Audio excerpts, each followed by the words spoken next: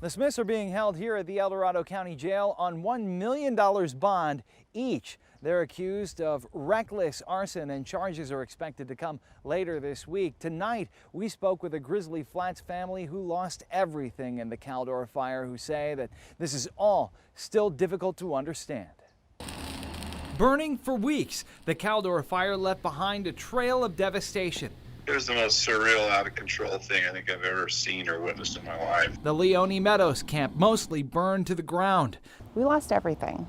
The town of Grizzly Flats nearly wiped off the map. Now, a change of scenery. It's not quite the 2,000 square feet that we're used to, but, you know, we are making the best of it. For Jennifer McKim Hibbert and her family, Christmas lights are up.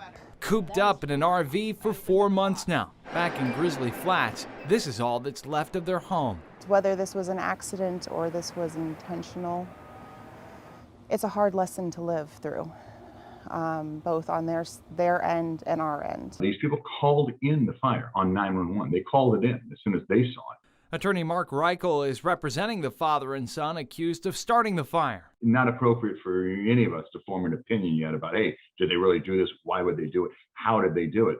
We don't know. We haven't had a hearing. We haven't had a trial. And that's where we find out what really happened, remember. The El Dorado DA's office says charges could come by the end of the week. We don't know the facts, and I think it's best just to kind of be real careful before we jump to a lot of conclusions. If they really did do it, then I'd certainly like to see them, brought to justice. Every day is just the unknown, and it's hard. As hard as this has been for her family, Jennifer says she isn't angry. She wants answers. Are you hopeful that this case will bring to light some answers? Yes.